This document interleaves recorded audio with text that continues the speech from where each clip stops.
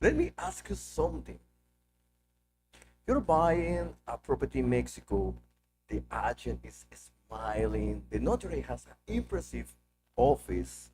The developer has a beautiful website. And someone at some point mentioned the word Fideicomiso. And you not. Because nobody actually explained what it is. Nobody explained what it protects, and nobody explained what happens when it goes wrong. What is what this life is about? My name is Javier Quezada. I am a Mexican attorney based in Mérida, Yucatán. I have been litigating real estate cases in Mexico for more than 15 years. And I want to give you the version of this conversation that nobody has with you before you sign. Just stay with me. Because the part about what happened to your fideicomiso when the bank changed, if the part most people hear about after, it is already too late. Let me start at the beginning. In Mexico, foreigners cannot directly own a property within 50 kilometers of the coast or 100 kilometers of the borders. This area is called the zona restringida, the restricted zone. If you're buying in Cancun, Mérida, Playa del Carmen, Tulum, Los Cabos, Mazatlán, Tulco, or anywhere on the coast, let it please land, you are in the restricted area, which means you can't put that property directly in your name.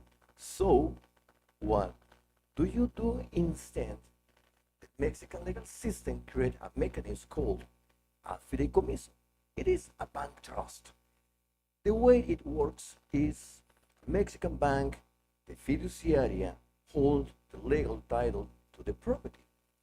You, the foreigner, are the beneficiary. As the beneficiary, you have the right to use the property, rent it out, sell it, improve it, and pass it to your heirs. So, in practice, you own it. You just do not hold the title directly. The bank, the bank holds the title on your behalf. Then, the contracts. That is how it's supposed to work. Now, let me tell you how it's actually work when nobody is paying attention. Because the fideicomiso is not a guarantee. It is a legal structure. Unlike any legal structure, it is only as good as the document behind it. And this is where the conversation usually get uncomfortable because most people sign a fideicomiso without reading it or understanding it or without having someone explain it to them. I want to walk you through 5 real problems that I have seen in fideicomiso cases. No theoretical problems, cases from real clients. Problem number one, the bank change. The banks change because someone buy it and nobody tell you. Fideicomiso contract run for 50 years or more and they are redeemable. That is a long, long time. During those 50 years, banks in Mexico get acquired, merged, or restructured. Your fideicomiso, the one you signed in 2015 with one bank, may now be administered by a completely different institution. The terms may have changed, the annual fees may have increased, the contact person is gone, and the new bank has no record of your original agreement.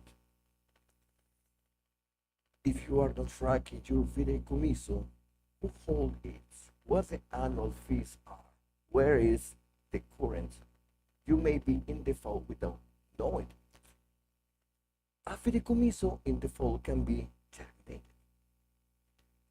termination of the Fideicomiso puts your right to that property at serious legal risk.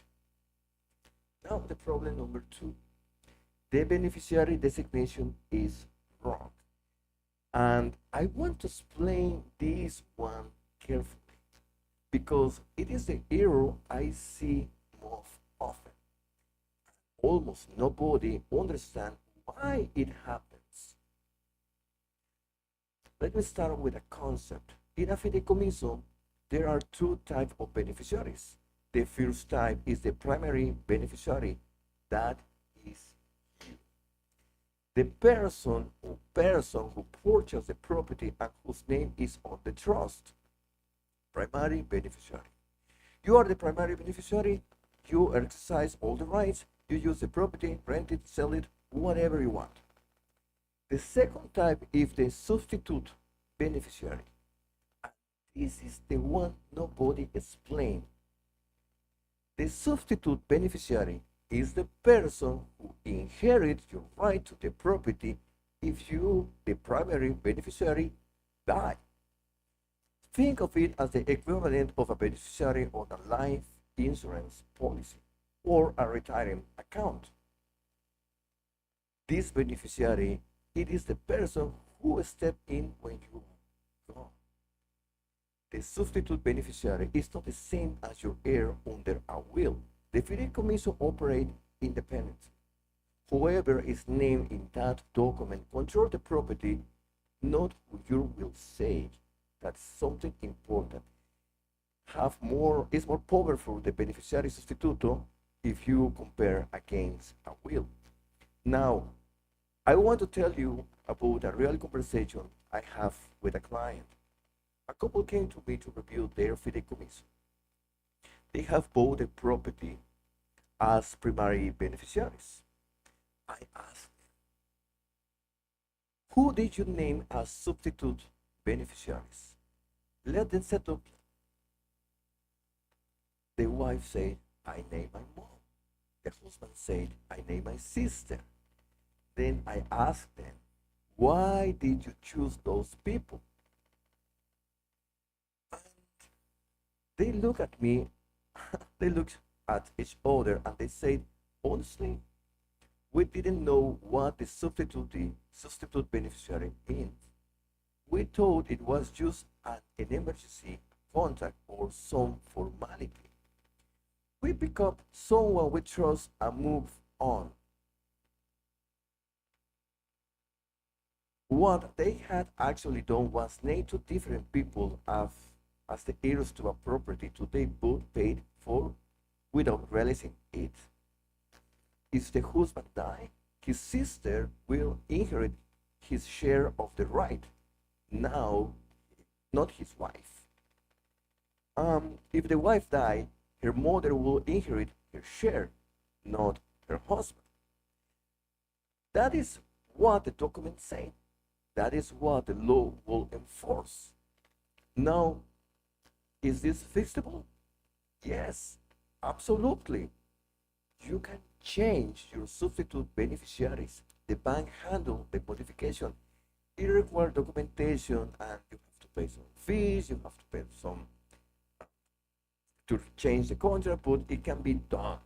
The problem is not the process. The problem is that most people never review their fideicomiso after they sign. So the wrong name sit there for years until someone dies, and then it is too late to fix it. Check who you name as substitute beneficiaries. Do it today. If you cannot remember, request a copy of your fideicomiso and read that section. Ask ChatGPT to do it. If it's always in Spanish, just take picture. It's something easy. This is one of the simple things to fix, and it is almost never done. Now the problem number 3. The annual fee is not being paid. Mexicans bank charge an annual fee to administer your fideicomiso. This fee is not optional. It is a condition of the trust. I have spoke to clients who bought their property, moved back to the United States. use the property as a vacation home and had no idea that 3, 4, 5 annual fees has gone unpaid because the invoice went to a Mexican address they no longer use, or to an email they stopped checking, or the developer said they will handle it. No, and they didn't. Unpaid annual fees accumulate interest. That's good. They can trigger a formal notice of default, and if the bank ultimately determine the Fideicomiso recovering your property right require litigation. So a big problem. Now, problem number 4.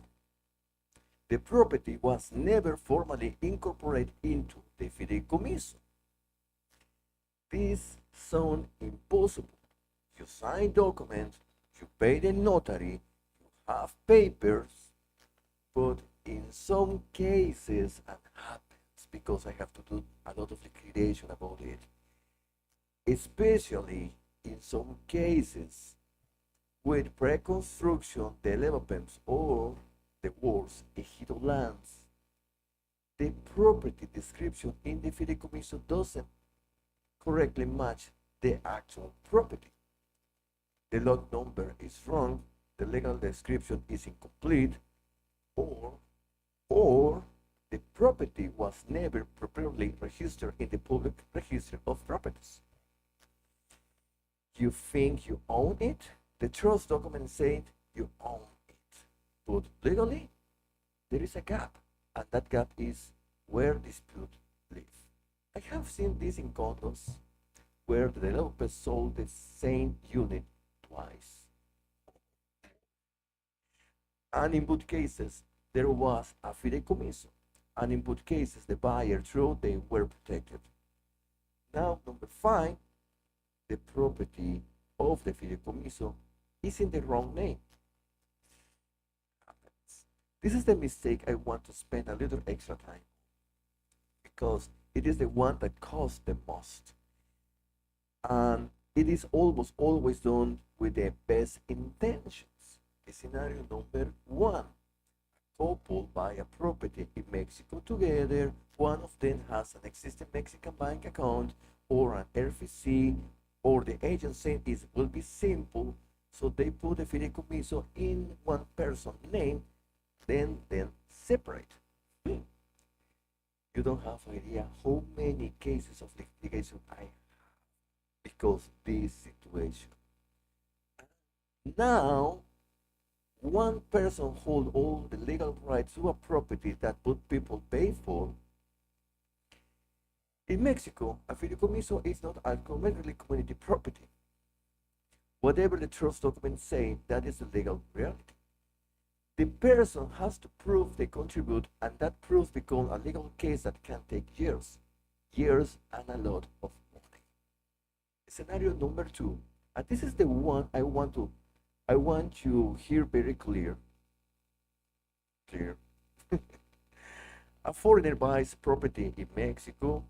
Someone tell them, don't worry about the fideicomiso cost.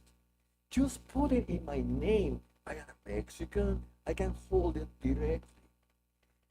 Well, we have a private agreement between us, or we're a couple, we're going to get married. You will save the bank fees.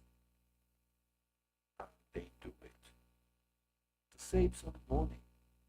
Because they trust that person, because sometimes they love that person, because it seems so much simple. Do not do this ever. When the property is in Mexican national's name, legally, it is the property. You have no title. You have no fideicomiso. In the best scenario, you have a private agreement, which in many cases is not even fully enforceable. Most of the time, you have nothing. Maybe some WhatsApp conversation, maybe some email conversation, but nothing good enough. And then that relationship ends, whether it's a breakup, a falling out, or simple because that person decides the property is theirs. Your only option is litigation. Your only option is a really long, really expensive, bad litigation. And in that litigation, you have to prove everything. Where the money come from, how it was transferred. That is what you're to begin with, what the real agreement was. Every wire transfer, every bank statement, every email, every WhatsApp message. That process can take years. And at the end of it, there is no guarantee you recover the property. The cost of the fideicomiso is a few $1,000s. The cost of trying to recover a property from the wrong name can be your entire life savings. Years of litigations with no guarantee outcome. I have seen people lose properties they pay for in full because the title was in someone else's name. A neighbor, that is not. A romantic partner, a lot. A friend they trust, a lot. These savings were not worth it. The fideicomiso exists precisely to protect you from this. It puts you, the buyer, as the legal beneficiary of paper in the public register. Effective, use it. Structure is correctly. Name the right primary beneficiary. Name the right substitute beneficiary. Make sure the property description is exact. Never put a property in someone else's name to save money. Those savings are not worth what you are risking.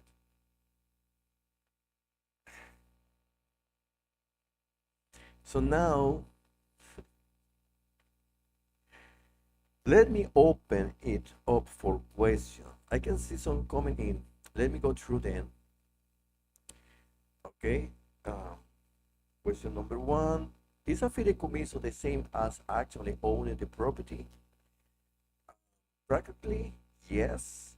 You have the rights of an owner. You use it, you rent it, you sell it, you pass it on. But legally, the title is held by the bank. That distinction matters in 3 situations: when you die, when you divorce, and when the bank has a problem or problem. In those 3 moments, the fact that the title is not in your name directly creates complications that a property drafted trust minimize, but doesn't not eliminate. The fideicomiso give you extra rights. It is not the same as fee simple title in the United States. Now you know the difference. Okay. Another question is, can I get out of a fideicomiso and own the property directly? Only if the property is not in the restricted zone is possible.